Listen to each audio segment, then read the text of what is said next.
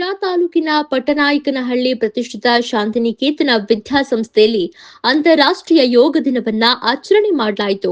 ನೂರಾರು ವಿದ್ಯಾರ್ಥಿಗಳು ಯೋಗ ದಿನಾಚರಣೆಯಲ್ಲಿ ಪಾಲ್ಗೊಂಡು ಸಂಭ್ರಮಿಸಿದರು.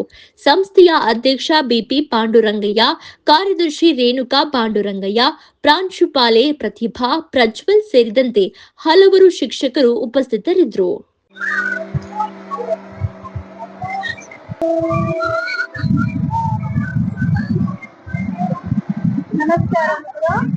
ನಮಸ್ಕಾರ.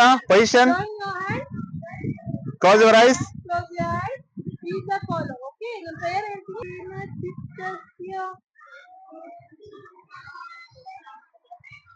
Padena vacham.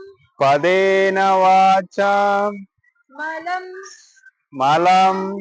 Sharirasya.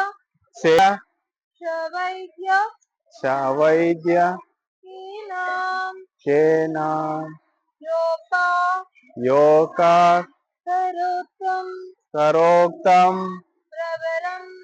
Pravaram. Muninam. Patanjalim. ಸದೃಢ ದೇಹದಲ್ಲಿ ಸದೃಢ ಮನಸ್ಸಿರ್ತದೆ ಅಂತ ಹೇಳ್ಬಿಟ್ಟು ನಾವು ಹೆಲ್ತಿ ಆಗಿರ್ಬೇಕಾದ್ರೆ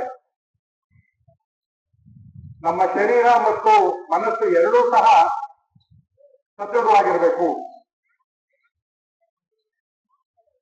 ಆ ಮನಸ್ಸು ಮತ್ತು ದೇಹವನ್ನ ಸದೃಢವಾಗಿರ್ತಕ್ಕಂಥ ಒಂದು ವಿದ್ಯೆ ಯೋಗ.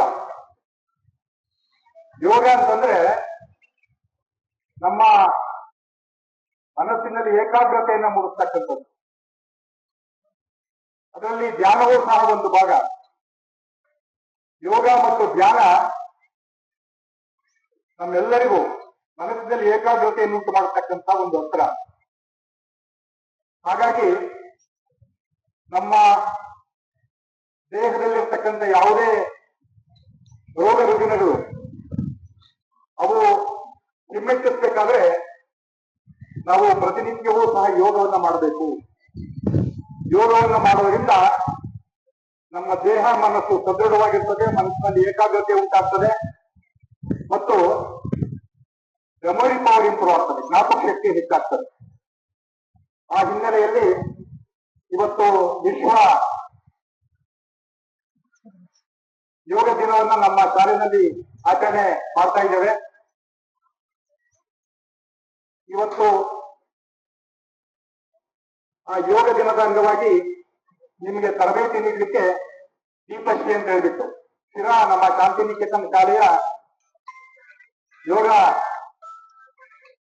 ಶಿಕ್ಷಕಿಯಾಗಿ ಕಾರ್ಯವನ್ನು ನಿರ್ವಹಿಸಿಕೊಂಡು ಬರ್ತಾ ಇದ್ದಾರೆ ಮತ್ತು ಪ್ರೆಸಿಡೆನ್ಸಿ ಶಾಲೆಯಲ್ಲಿ ಸುಮಾರು 7 ವರ್ಷಗಳ ತನಕ 1ರಿಂದ PU ಕಾಲೇಜುವರೆಗೆ ಯೋಗಾಭ್ಯಾಸವನ್ನ ಕಲಿಸ್ತಕ್ಕಂಥ ಒಂದು ಕಾರ್ಯಕ್ರಮದಲ್ಲಿ ತೊಡಗಿದ್ರು. ಈಗ ಇನ್ನು ಮುಂದೆ ಇದು ನಮಗೆ ಶುಭಾರಂಭ.